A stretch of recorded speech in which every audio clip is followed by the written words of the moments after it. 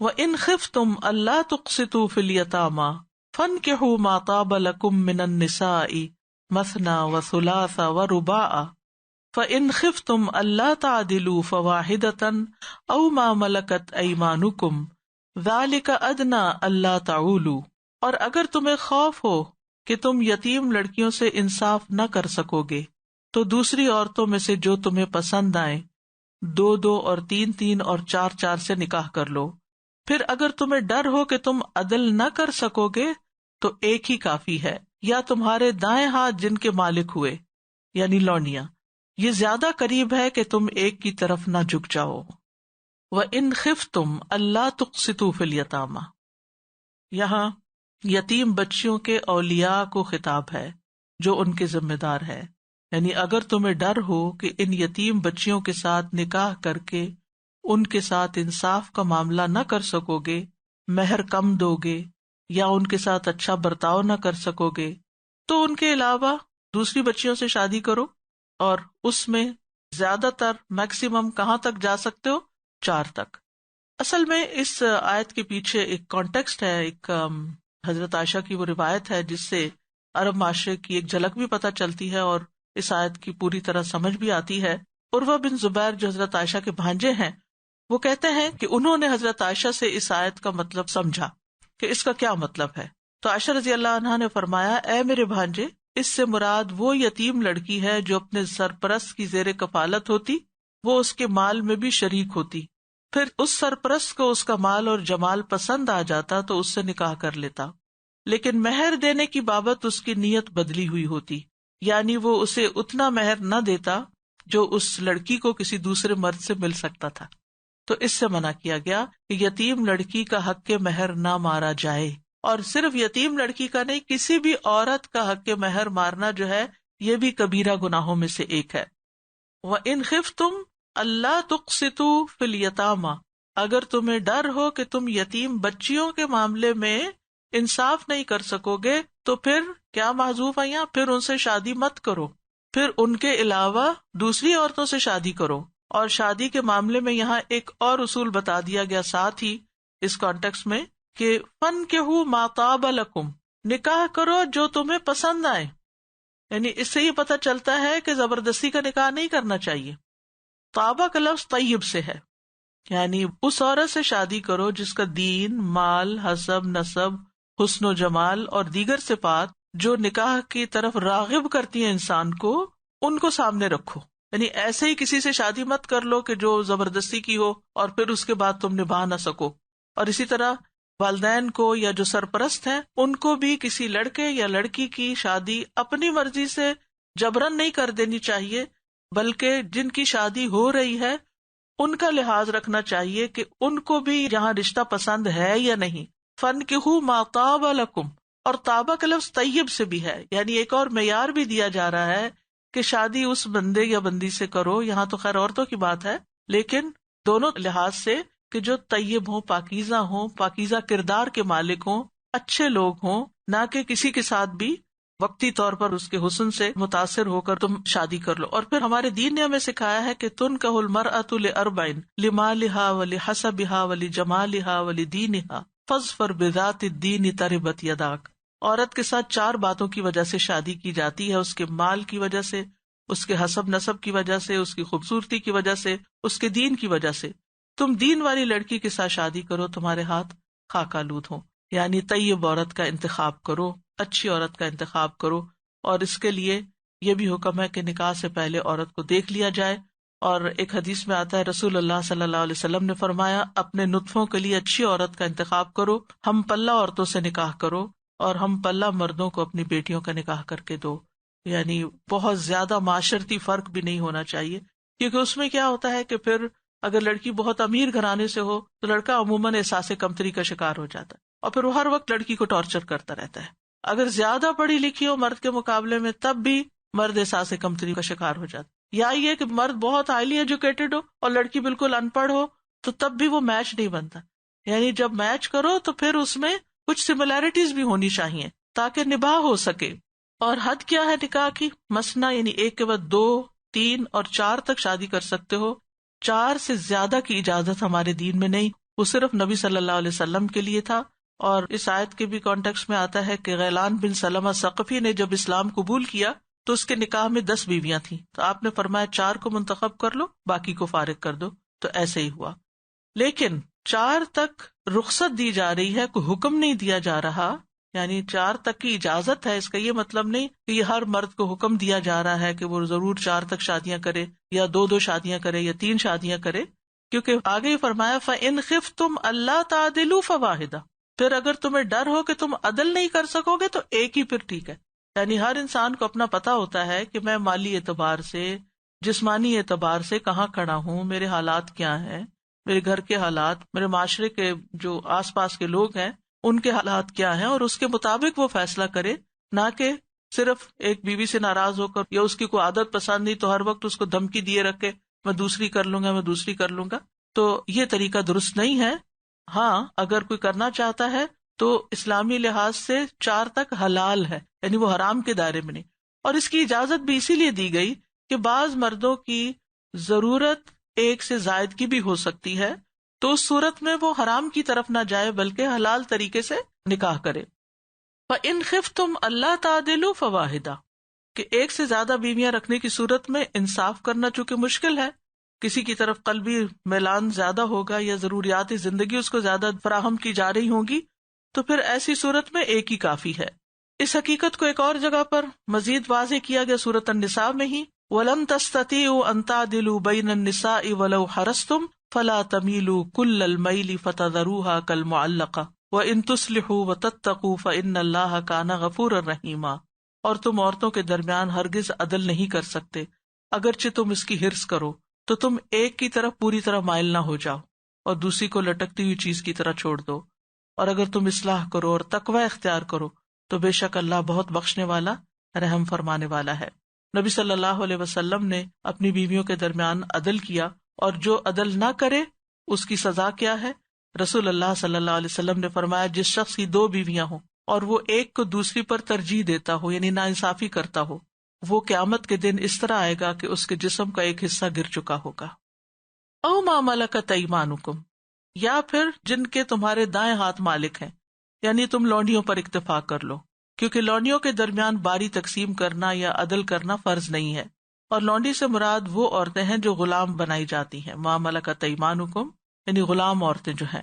اور غلام عورتوں کے لیے عقد نکاح کی ضرورت نہیں ہوتی، صرف ان کی غلامی ہی جس کے حصے میں وہ آئے وہی ان کا، یعنی جو ولی الامر تقسیم کرتا ہے جب کسی اسلامی جنگ کی شکل میں جب عورتیں آتی ہیں تو اس صورت میں وہ جس کو دی جاتی ہیں وہ ان کا مالک ہو جاتا ہے، ان کے دائیں ہاتھ ان کے مالک ہو جاتے ہیں.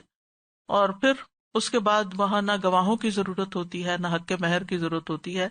لیکن ہمارے زمانے میں غلامی تقریباً ختم ہو چکی ہے، اب نہ تو کوئی غلام ہوتے ہیں نہ نوڈیاں ہوتی ہیں، یعنی معروف شکل میں.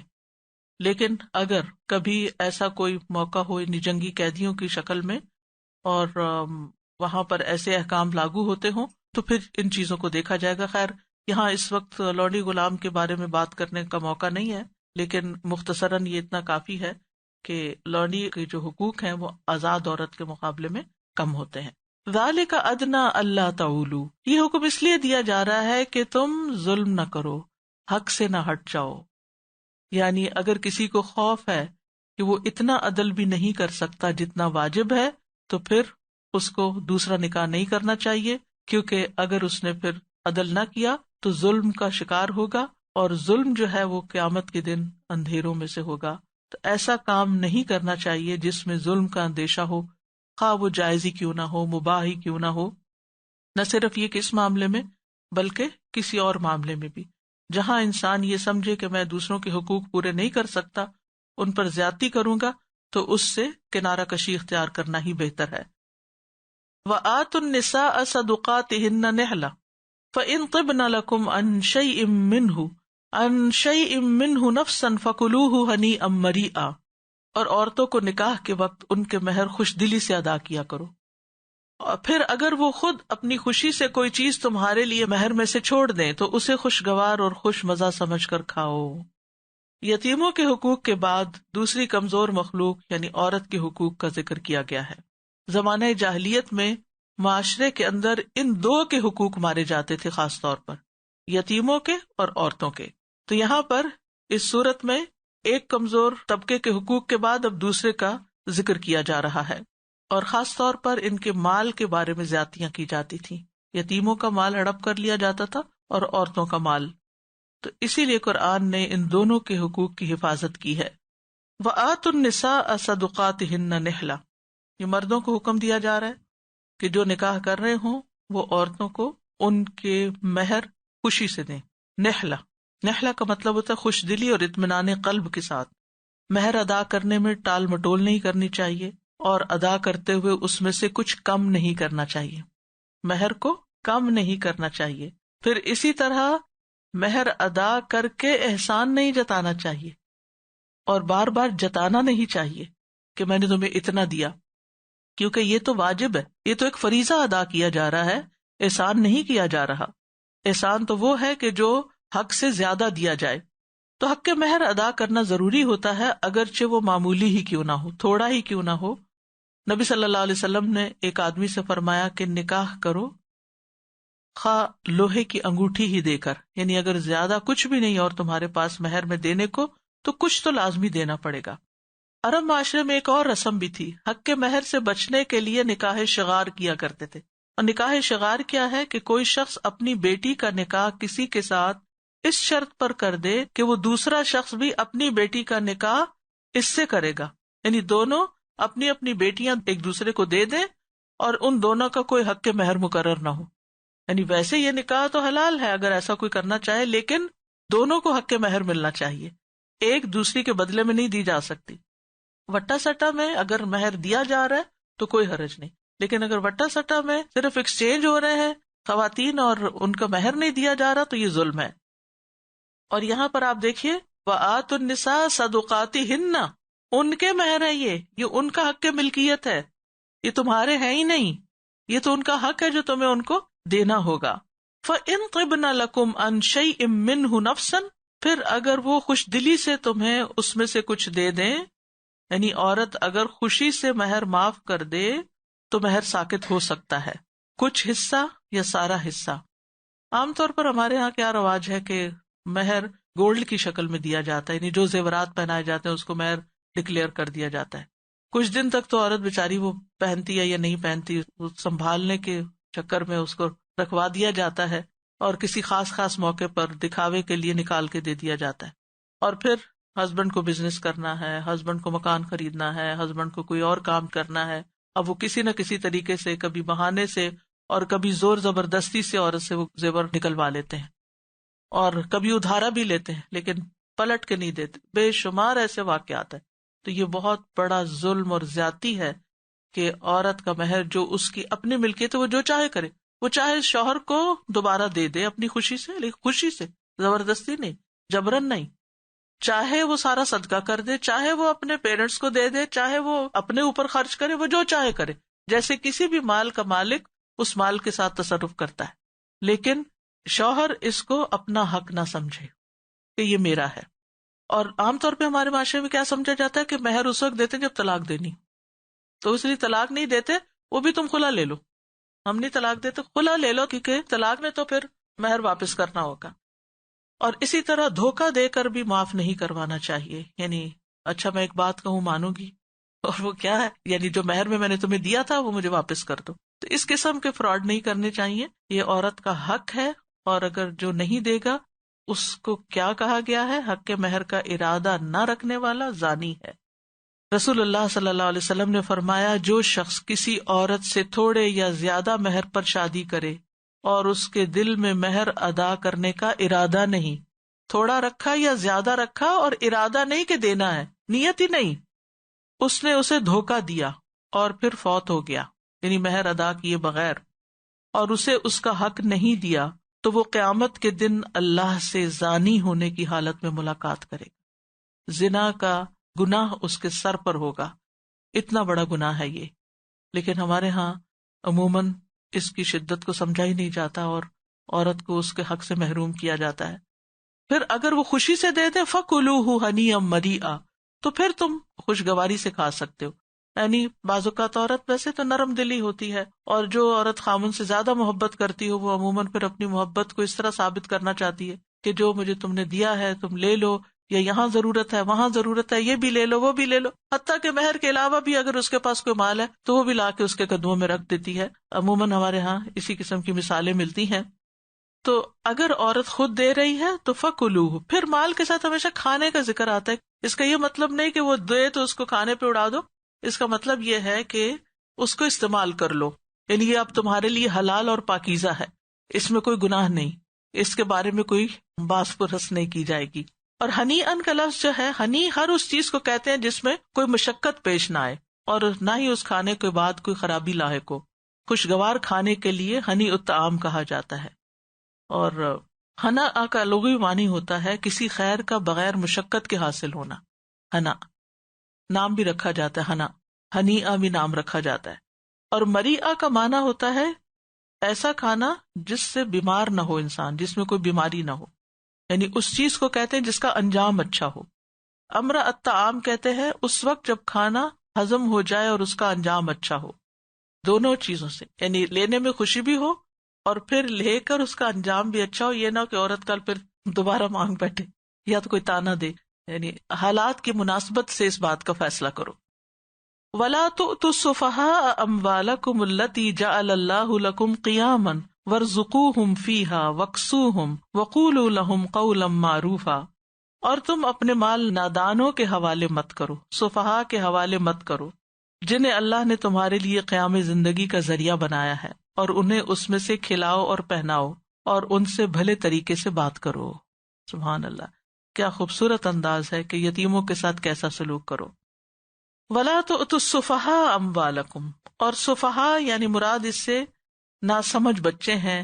سفیہ کہتے ہیں ایسے شخص کو جو کم عقل ہو، کیونکہ بچپنا کم عقلی کا زمانہ ہوتا ہے جب انسان ابھی میچور نہیں ہوتا، بالغ نہیں ہوتا، چھوٹا بچہ ہوتا ہے جو اپنے مال کو سنبھال نہیں سکتا، یا پھر کوئی اور بھی جو عمر میں بڑے ہو چکے ہوں لیکن مجنون ہو، یا ویسے ان کی عقل کام نہ کرتی ہو، چاہے عورت ہو یا مرد ہو یا کوئی بھی ہو، تو مال ان کو نہیں دینا چاہیے کیونکہ وہ ضائع کر بیٹھیں گے. مال ایسی چیز نہیں ہے جس کو ضائع کیا جائے. جب اللہ مال دے تو اس کی حفاظت بھی کرنی چاہیے. اسی لیے اسراف سے منع کیا گیا ہے، بخل سے منع کیا گیا ہے، بے جا خرچ کرنے سے منع کیا گیا ہے. تو یہاں پر وَلَا تُؤْتُوا السُّفَهَاءَ أَمْوَالَكُمْ، تو سرپرست کی ذمہ داری ہے کہ وہ بے وقوف کو مال نہ دے، نہ سمجھ کے مال کی بھی اسی طرح حفاظت کرے جیسے اپنے مال کی کرتا ہے. اسی لیے کیا فرمایا اموالکم. اس کا یہ مطلب نہیں کہ اپنی جیب سے تم نہ سمجھ کو نہ دو، وہ بھی ٹھیک ہے.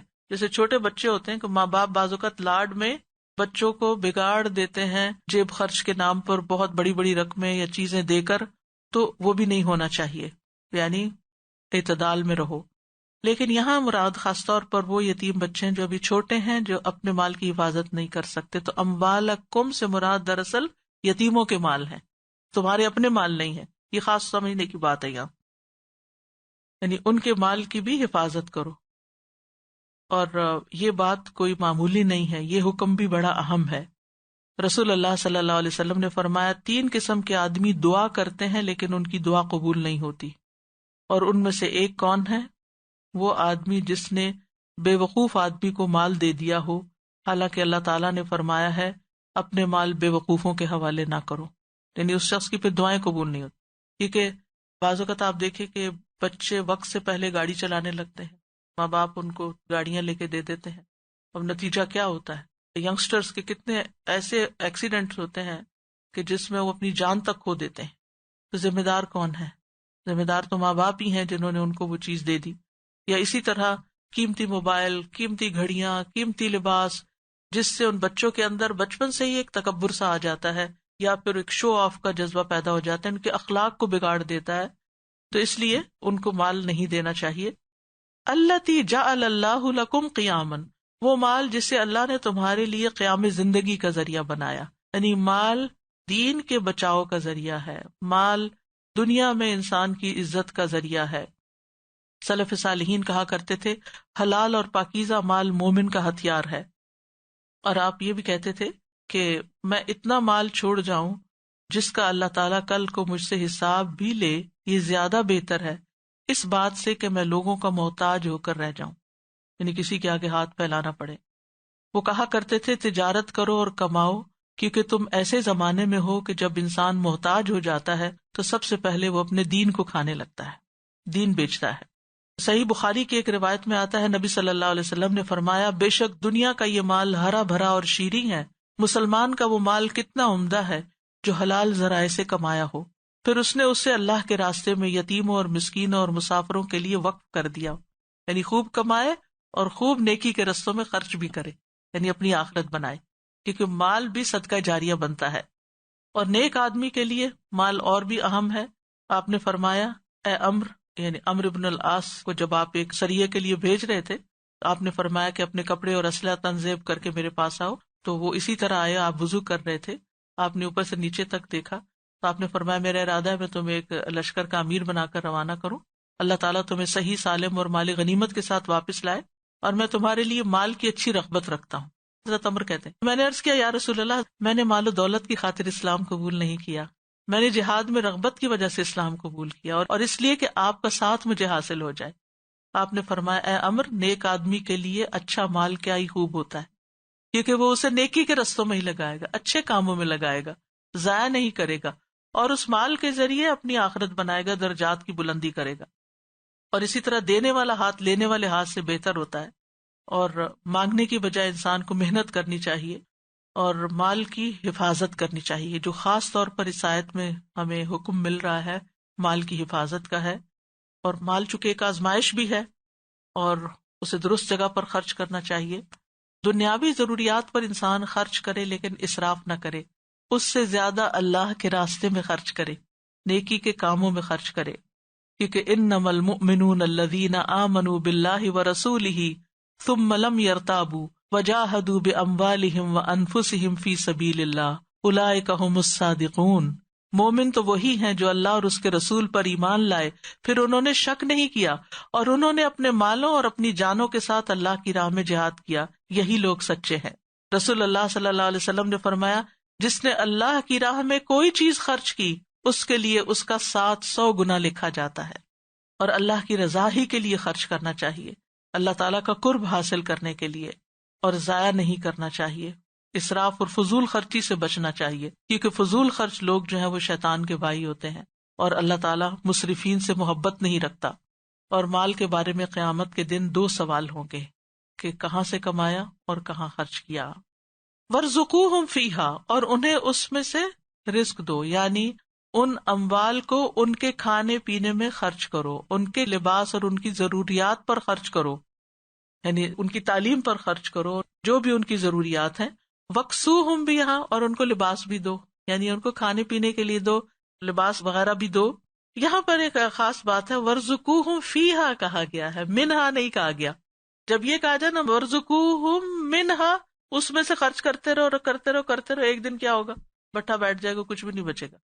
فیہا کا مطلب کیا ہے کہ اس مال کو انویسٹ کرو، اس میں تجارت کرو، اس کو بڑھاؤ اور اس میں سے ان کو دیتے رہو۔ اور پھر یہاں یہ بات بھی کہی گئی ہے کہ یعنی مال ہو یا کوئی بھی چیز ہو، وہ بچوں پر بھی خرچ کرنا چاہیے اور دوسروں پر بھی خرچ کرنا چاہیے، یعنی مال کو نکالنا چاہیے۔